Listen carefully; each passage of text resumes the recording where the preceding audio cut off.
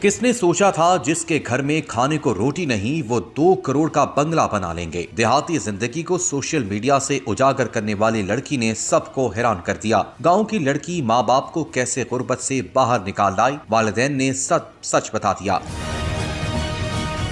गांव से वीलॉग्स बनाकर पैसा कमाने वाली मारूफ टिकटॉकर और वीलॉगर अलीज़े सहर कौन है, आप भी सुनकर हैरान रह जाएंगे।